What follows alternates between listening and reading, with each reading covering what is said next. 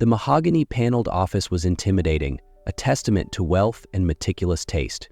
Ryan Caldwell sat in his motorized wheelchair behind a sleek desk, his sharp eyes fixed on the resume in front of him.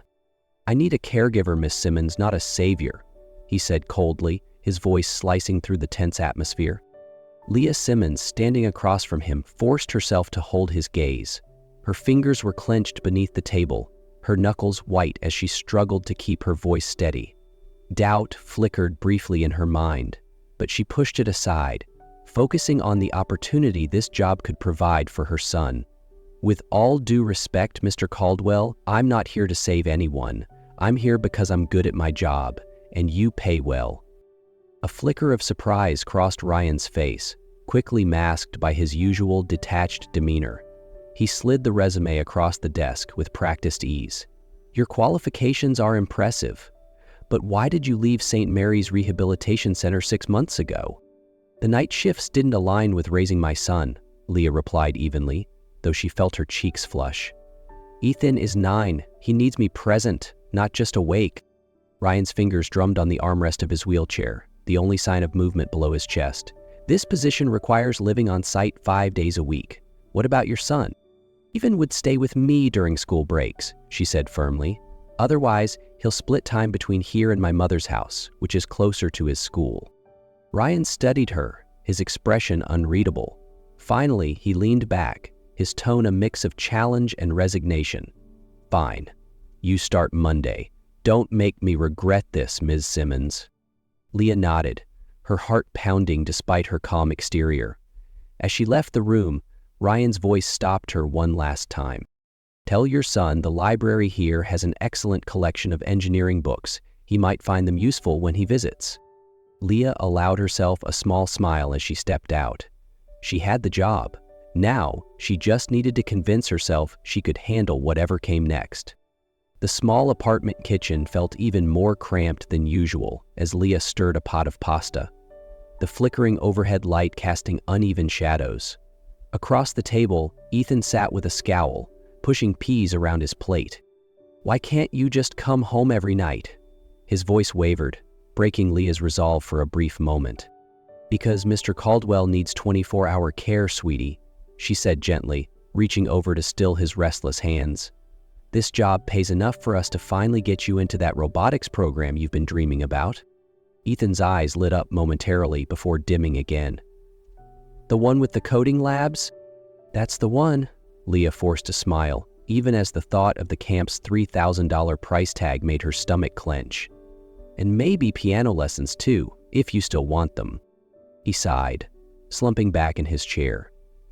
"But I'll only see you on weekends." "During school breaks, you'll come stay with me," Leah added quickly. "The house has a huge library, even better than your school's. You'll love it." Ethan's face scrunched in thought. "Better than the school library?" "Much better." Leah leaned forward, her voice softening. "And I've already talked to Grandma. She's letting you set up your own space in her craft room." "The one with the creepy doll collection?" Ethan wrinkled his nose, finally cracking a small smile. "We'll move them somewhere else," Leah said, laughing despite herself. She stood to clear the dishes, but Ethan grabbed her hand. "Mom, promise you won't forget about me when you're taking care of him." The words hit her like a blow. Leah knelt beside him, meeting his serious gaze. "Listen to me, Ethan. Everything I do is for you. This job is no different. You are my priority, always." Ethan hesitated before whispering, "Okay." Later, as Leah sat at the kitchen table counting bills, she glanced at the acceptance letter from Ryan's estate. The numbers promised a better future, but the cost felt heavier than she anticipated. Leah adjusted her uniform, mentally running through Ryan's care plan for the day. It was her first morning on the job, and she wasn't about to make a single mistake.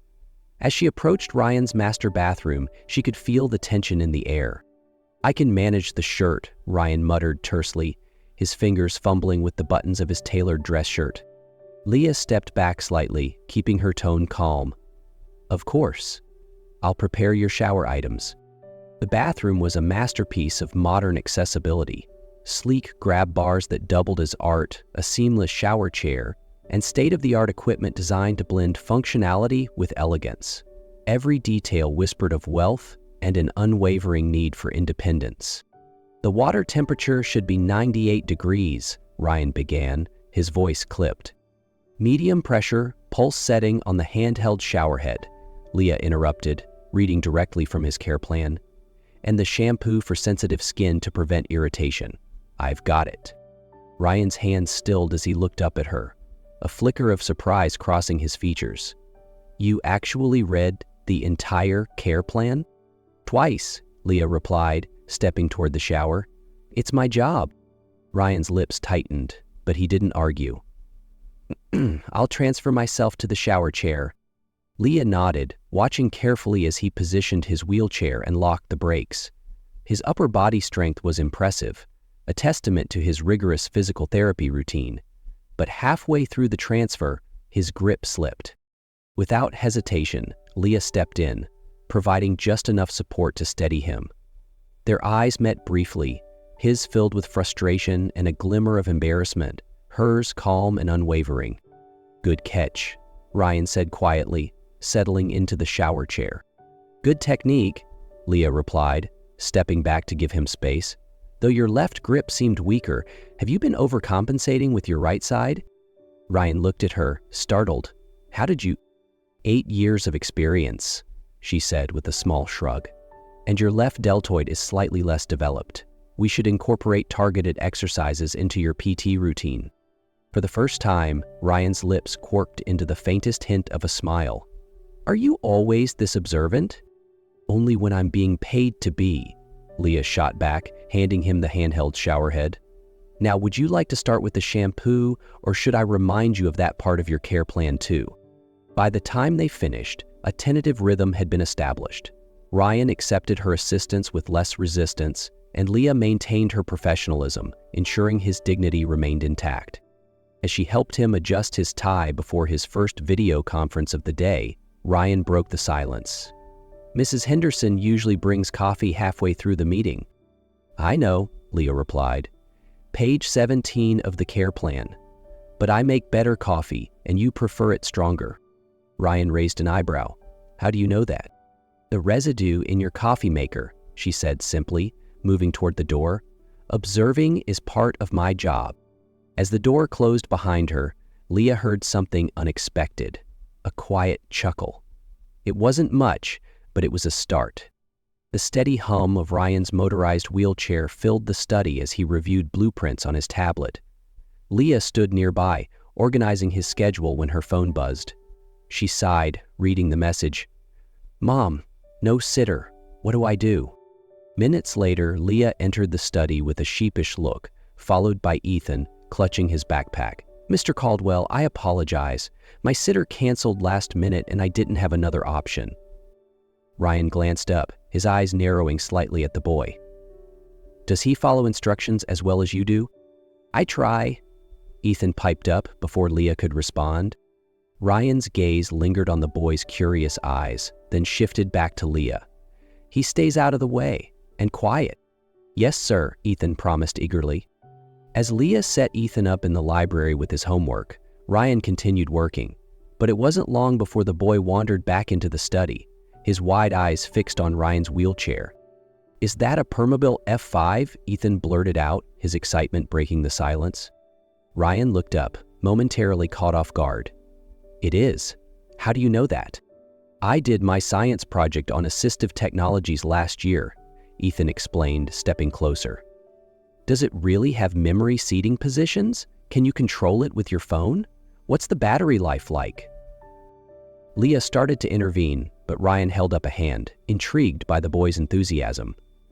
"Would you like to see how it works?" Ethan's face lit up. "Really? Mom, can I?" Leah hesitated, glancing between her son and Ryan, whose usually guarded expression had softened. 30 minutes, she relented. "Then back to homework." For the next half hour, Ryan gave Ethan a detailed demonstration of the wheelchair's features. He explained the controls, the customizable settings, and even the standing function that allowed him to reach higher shelves. Ethan hung on every word, asking questions that Ryan answered with surprising patience. "So, could someone hack it?" Ethan asked, his curiosity unfiltered. Leah's voice shot out. "Ethan!" But Ryan chuckled, a rare sound Leah hadn't expected. "Technically, yes, though it would void the warranty." Ethan grinned. "Cool. Can I program it to do something custom?" "Homework first," Leah said firmly, trying to suppress a smile. Ryan nodded in agreement. "The library computer has simulation software. You can use it during your next visit, if your mother approves." Ethan's eyes lit up again and he turned to Leah. "Mom, please?" "We'll see," Leah replied, unable to resist his hopeful expression. Later, as Leah brought Ryan his coffee, she hesitated before speaking. "Thank you for being kind to him.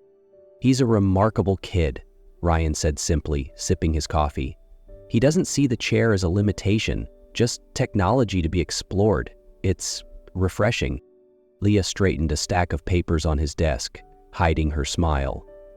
"He sees things differently. Always has." Ryan glanced at her, his expression thoughtful. "Like mother, like son." It started as a routine security check. Leah was inspecting the emergency exits when she noticed a door slightly ajar at the end of the hallway. It wasn't on the floor plans she'd reviewed, and curiosity got the better of her. The door opened easily, revealing a room that seemed frozen in time. Black and white sketches of cityscapes and blueprints lined the walls. The centerpiece was a large drafting table, covered in half-finished designs and expensive tools, all coated in a thin layer of dust. "You shouldn't be in here." Ryan's sharp voice made Leah jump. She turned to see him in the doorway, his knuckles white as they gripped the armrests of his wheelchair. "I'm sorry," Leah said quickly. "It wasn't on the floor plan, and I thought it might be a safety issue." "It's not part of your responsibilities," he snapped. "Close the door." Leah hesitated, her eyes drawn back to the room. "This was your studio, wasn't it?" "It's irrelevant," Ryan said coldly, wheeling forward to block her view. "The room needs to be cleared out." "Why?" she asked softly, refusing to back down. His jaw tightened. "Because I can't use the equipment anymore? Or had you failed to notice my condition?" Leah folded her arms, standing her ground. "I noticed the modified drafting tools, the adjusted grips, the motorized table.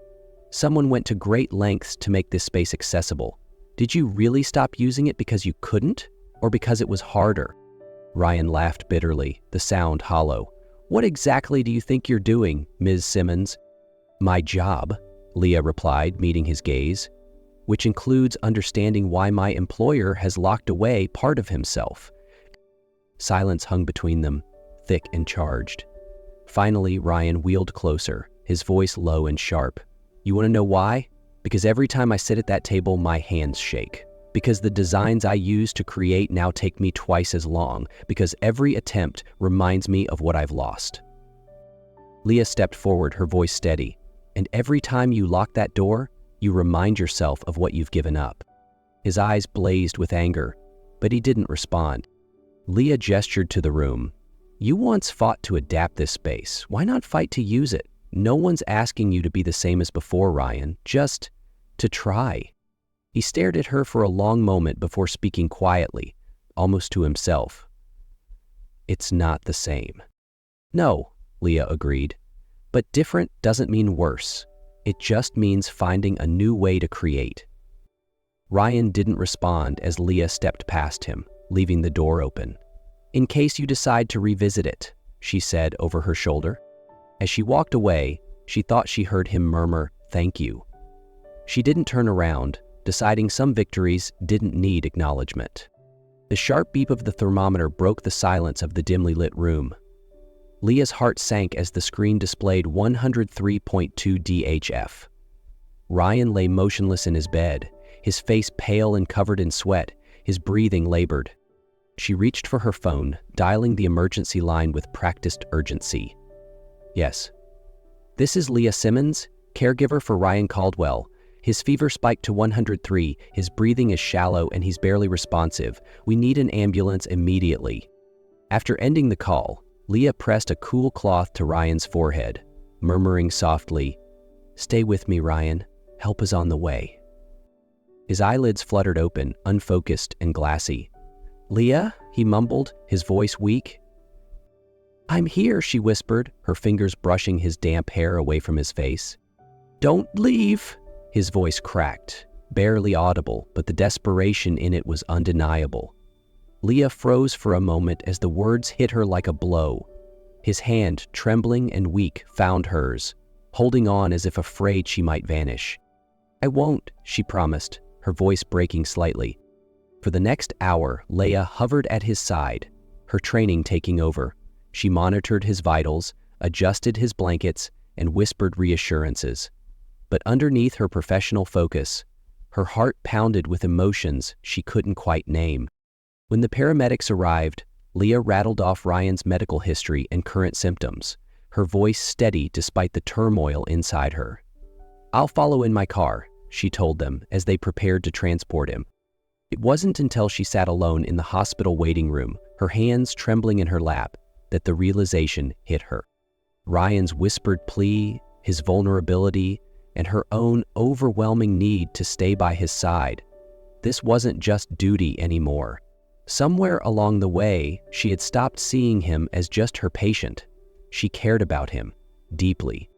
When the doctor finally emerged to say Ryan was stable, Leah let out a shaky breath, her chest tightening with relief. She stepped into his hospital room, and as she sat by his bed, her hand instinctively reached for his.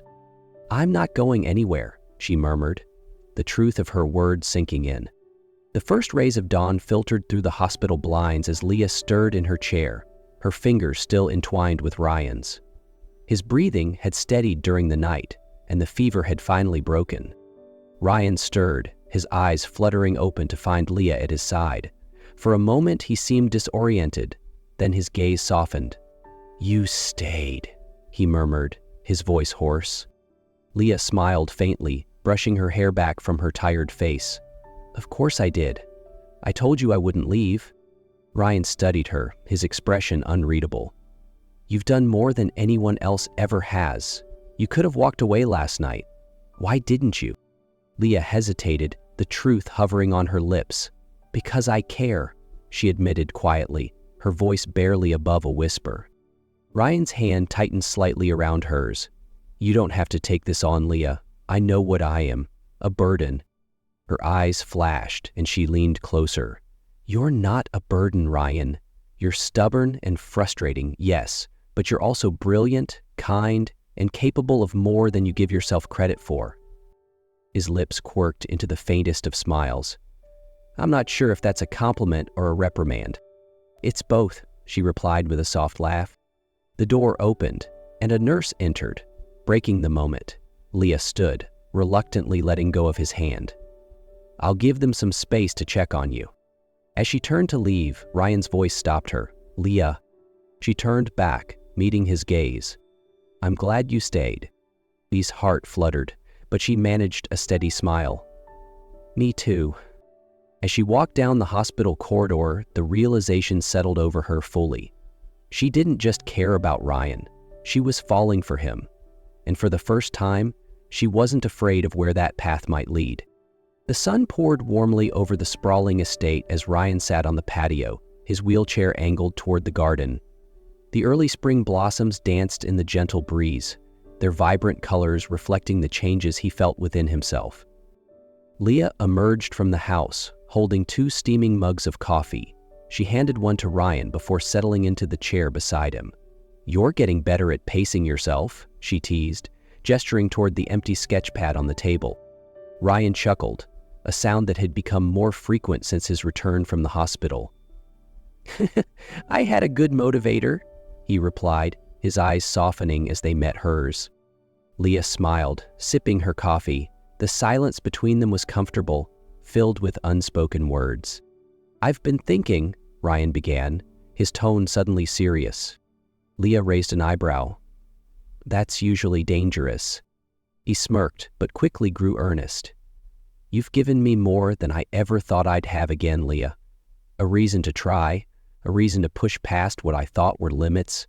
You've done so much for me." Leah set her mug down, sensing the weight of his words. "Ryan, you've done just as much for yourself. You've rebuilt your life, your work, your passion. It's all you." "It's not just me," he said, shaking his head slightly. "It's you." "And Ethan." Leah blinked, startled as Ryan shifted slightly in his wheelchair, his hand disappearing into his pocket. When he pulled out a small velvet box, her breath caught. "Ryan," her voice trailed off as he opened it, revealing a simple but elegant ring. "I know I'm not the easiest person to deal with," he said, his voice steady despite the vulnerability in his expression. "But I also know that I don't want to spend another day without you, or Ethan. I want us to be a family, Leah." Her breath caught as she stared at him, her heart pounding. "I'm asking you to marry me," Ryan continued, his gaze unwavering. "To bring Ethan here so we can make this house a home. For all of us." Tears welled in Leah's eyes as she laughed softly, shaking her head. "You really don't do anything halfway, do you?" "Not when it comes to you," he replied, his voice warm. Leah stood, stepping closer to him. She took the ring from the box, her hands trembling slightly as she slipped it onto her finger. "Yes," she whispered, her voice thick with emotion. "Yes, Ryan." Ryan exhaled a breath he hadn't realized he was holding, his smile brighter than she had ever seen. Leah leaned down, wrapping her arms around him as their foreheads touched. "Ethan's going to love this," she said with a tearful laugh.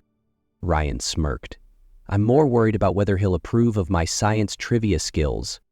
Leah laughed, brushing her lips against his. "We'll make it work. Together." As the garden blooms swayed in the wind, the promise of a new chapter unfolded. A family born not out of perfection, but out of love, resilience, and the courage to build something beautiful together.